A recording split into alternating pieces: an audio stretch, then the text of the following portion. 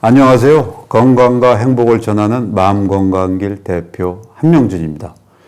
예, 오늘은 2022 대선 주자 성격 분석 제 네 번째 시간입니다. 예, 오늘도 아산병원 김창훈 교수님 함께 해주셨습니다. 안녕하세요. 네, 안녕하세요. 네. 지난번에 이재명 후보에 대해서 우리가 한번 그 융식의 분석을 도입을 해서 외형적이고 감각적이시다 이렇게 했는데 오늘 좀 더 거기서 좀 더 나가야 될 사안이 있어서 그래서 거기에 대해서 좀 말씀을 나눠보겠습니다.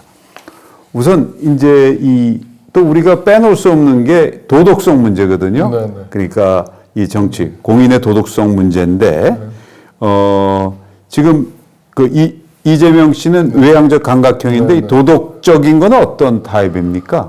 일반적으로 이제 외향적 감각형 이런 분들이 네. 일반적으로 해요. 네. 그래서 뭐 눈치 빠르고 임기응변에 강하고 적응력은 뛰어난데 네. 이렇게 어떤 깊은 공감 능력을 바탕으로 하는 또는 어떤 원칙에 따른 이게 사고와 감정 기능인데 그렇죠. 사교적인 사람이 그런 좀 도덕적 판단은 좀 네. 이렇게 부족한 경우가 많습니다. 그런 쪽에 그다지 관심도 별로 없고요. 네, 그래서 네, 네. 실제 무엇이 옳고 그른 거 이런 어떤 그런 거에 대한 이제 감수성 이런 거는 좀 부족할 수 있다 이렇게 봅니다. 지금 그 말씀을 들으니까 우리 이재명 후보의 좀 약점이라고 그럴까 조금 그런 그늘진면 스캔들 같은 게 있거든요. 김부선 씨와의 스캔들이라든가 뭐 예전에 검사를 사칭했다는 그런 거를 이런 성격적인 분석에서 그래서 이렇게 될 수가 있겠구나 하는 생각은 드네요. 네. 그러니까 아주 사교적이고 처신도 잘 하지만 신중하거나 어떤 도덕성의 깊이는 좀 부족할 수 있다. 네. 예. 그러니까 심각하게 생각을 안 하는. 그렇죠. 우리 주변에 그런 사람들 많이 볼 수 있지 않습니까? 저 친한 친구들도 그렇고 참 좋은 사람인데, 참 하는데 그런 점에서 약한 사람적이 있는 것들이 있죠.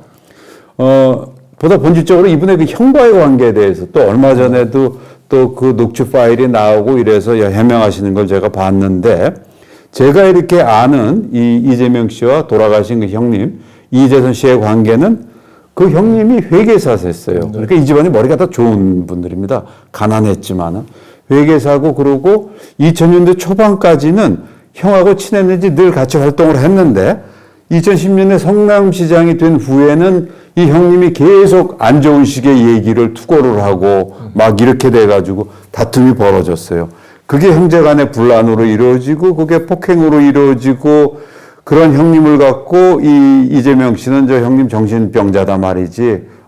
저 병원에 보내야 된다. 막 이러고서 또 트러블이 되고 이러고 형 쪽에서는 이걸 우리를 어떻게 동생이 정신병자로 몰고 있느냐. 막 그러고 저 시장 권한을 남용을 해가지고서 나를 갖다 넣으려고 한다. 실제 이분이 넣은 건 아닙니다. 그렇게 시장 권한으로서 강제 정신이혼을 시키려고 한 시도를 한 적은 있었던 것 같아요. 그 과정 속에 여러 이런 것들이 있는데 우선 그 형에 대한 막말 얼마 전에 그 녹취록도 나오고 그랬는데 그건 어떤 겁니까?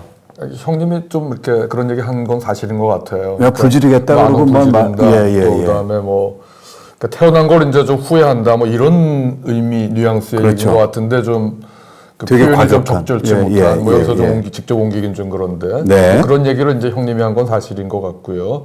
근데 이제 문제는 거기에 대한 반응이 이재명 씨가 어떤 형의 얘기한 어떤 의도 그러니까 이게 안 오면 불 지른다는 건 이제 오라는 얘기고 꼭 불을 지른다는 얘기는 아니거든요. 너 안 오면 죽여? 뭐 이런. 그렇지, 안 오면 죽인다고 진짜 죽인다는 얘기는 아닌데 그런 얘기죠. 식의 어떤 표현인데 그거를 감정을 이제 이해하고 공감하기보다는 그 말의 어떤 그 말구 자체를 그걸 이제 사실로 간주해서 거기에 그런 걸 이렇게 좀 물고 넘어지는 이런 이제 면이 좀 있어 보이고요. 그러니까 어떤 구체적인 사실에 집착하고 그거를 이제 걸고 넘어가고 그 다음에 뭐 어떤 부적절한 표현 아까 말씀드린 뭐 태어난 걸 후회한다는 이런 식의 표현도 이제 그렇고요. 그래서 형의 어떤 그런 이제 마음, 의도나 감정을 이해하기보다는 이재명 씨도 이제 형님하고 관계에서 많이 이제 마음이 상해 있고 뭐 여러 가지 이유로 속상할 그런 이유가 있겠고요.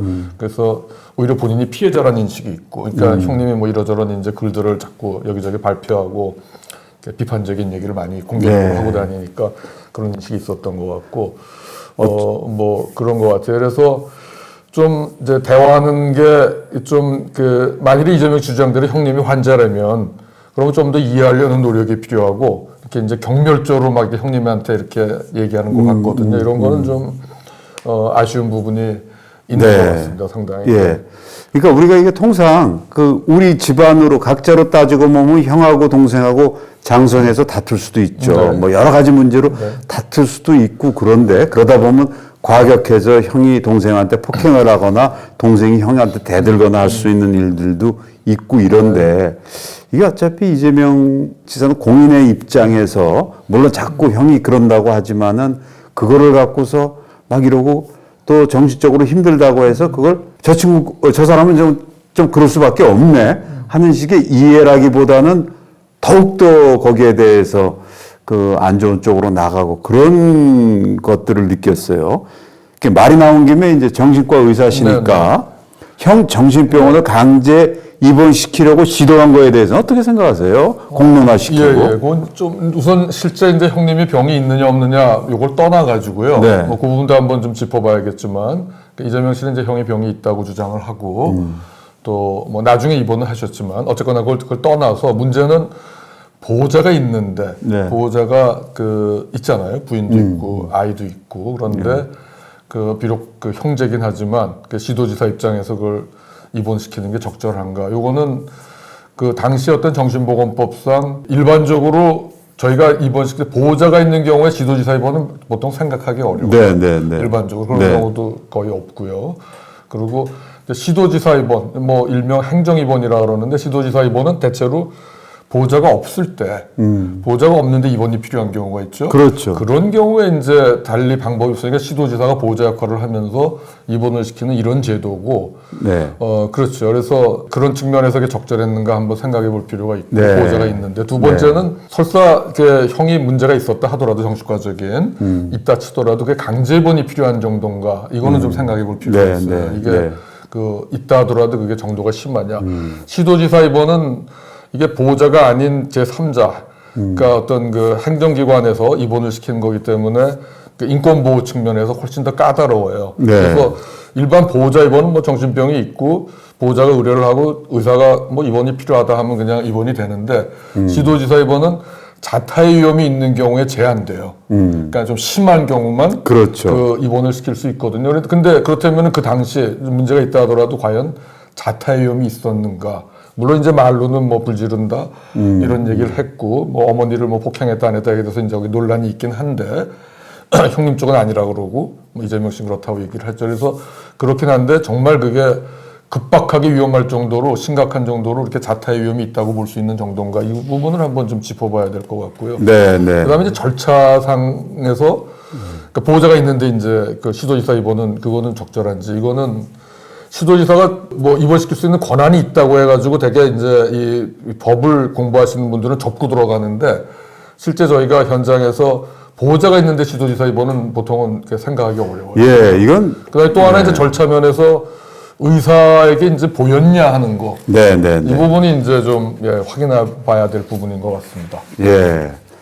저는 여기서 이거 분명히 저도 이제 기자 생활, 공직 생활을 한 입장에서 볼 때 이렇게 쉽게 말하면 이런 거죠. 제가 속한 저는 영등포 구청인데 영등포 구청장이 제가 정신적으로 심신미약이 됐고 보호자도 있는데 문제가 있다 해가지고서 저 사람을 정신병원에 넣을 수 있느냐. 이게 넣을 수 있다 그러면 진짜 큰 문제죠. 네. 물론 제가 난동을 부려가지고 제 사는 아파트에서 거기서 이러고 누구나 신고가 들어오고 그게 반복이 되고 한다고 한다면 모르지만 우리가 지금 수없이 여러 가지 사건 나는 거였는데도 경찰이 함부로 못 하잖아요. 그런데 이걸 갖다가 시도지사가 더구나 친형, 그 다음에 더구나 보호자가 있어요. 이런 사람을 시도지사가 그러니까 기관장이 명령을 해서 할 수 있는 거, 이거는 상당히 좀 오싹하는 네. 그런데 이제 문제는 저쪽에서는 실제 정신병원에 가지 않았냐 말이지. 2년 6개월 뒤에 갔습니다. 그 뒤에 우울증, 조울증으로 해서. 근데 지금 정신병원에 그런 걸로 가는 사람도 얼마나 많습니까? 어떻게 보십니까? 그렇죠. 그 말씀하신 대로 그 이제 그 문제가 됐던 것이기보다 이제 나중에 한 2년 네. 한 6개월 뒤에 실제 아마 입원하는데 뭐 이렇게 어떤 자료를 보니까 기록으로 볼 때 아마 그때 조울병으로 입원을 하신 것 같고 네. 뭐 그런 것 같아요. 근데 이제 문제는 그때 이제 뭐 충동적으로 좀 낭비도 하고 뭐 이랬던 걸로 봐서 아마 조울병이 뭐 일 가능성은 뭐 있을 것 같아요. 제가 보지는 않았지만 네. 기록만 갖고 볼 네, 때. 네. 그러나 이제 그 2년 6개월 전에 그 시점에 과연 설사 그때도 이제 문제가 있었을 가능성을 완전히 배제는 못해요. 네, 네. 그러나 그게 정말 강제 입원을 정당화할 정도로 심각했는가 이 점은 한번 좀 다시 한번 생각을 해봐야 예. 될 거라고 생각합니다. 예. 정신과 의사로서 종합적으로 이 사건을 보신다면 어떻게 보세요?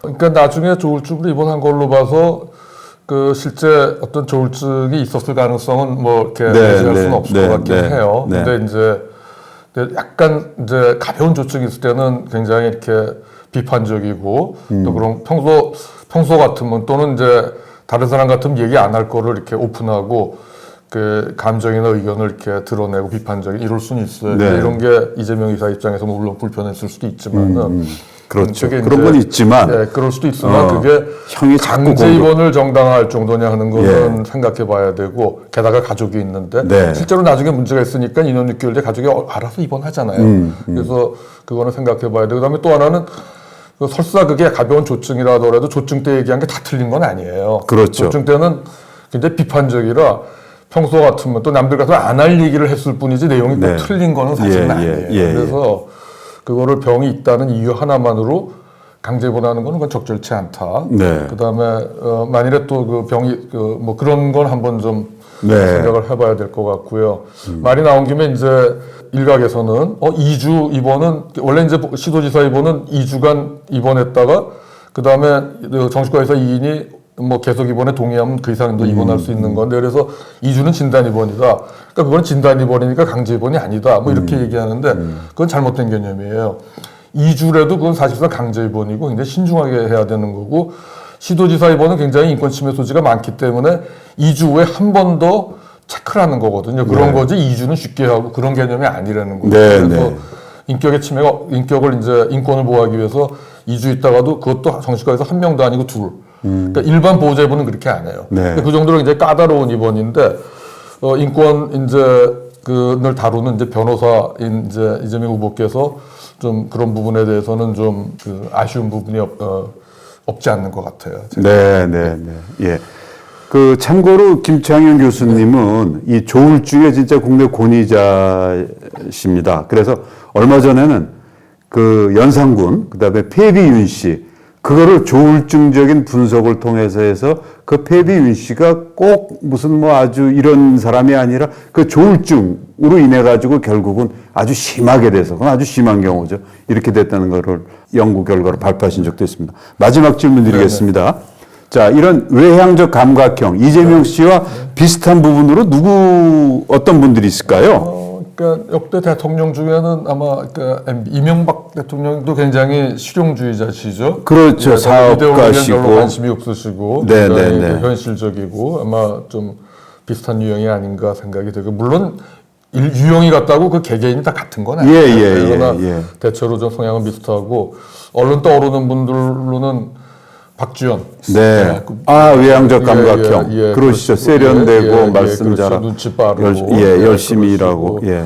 이제 제 책에 언급됐지만 이제 그 지휘자 중에 카라얀 같은 경우가 독일 베를린 명지휘자죠.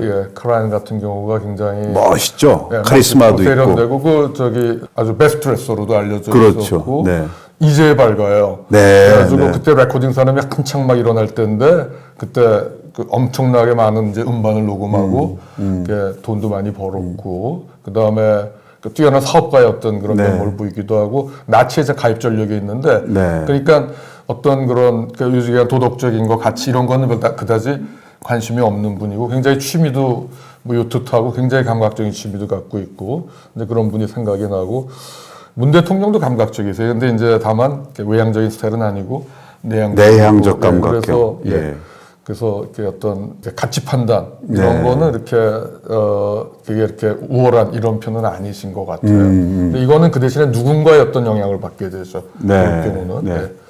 저는 그 이명박 대통령은 저도 가까이서 네. 모신 적도 있고 해서 같은 외향적 감각형이라도 틀린 점이 있습니다.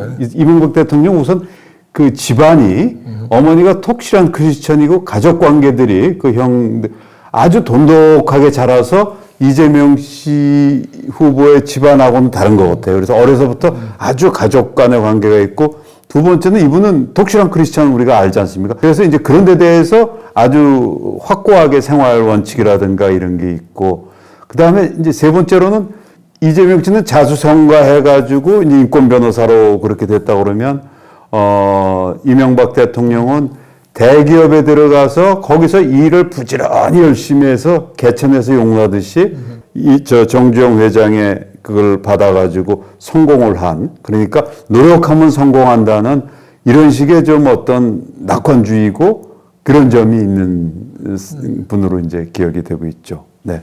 오늘은 여기까지 하겠습니다. 네. 대단히 감사합니다. 네.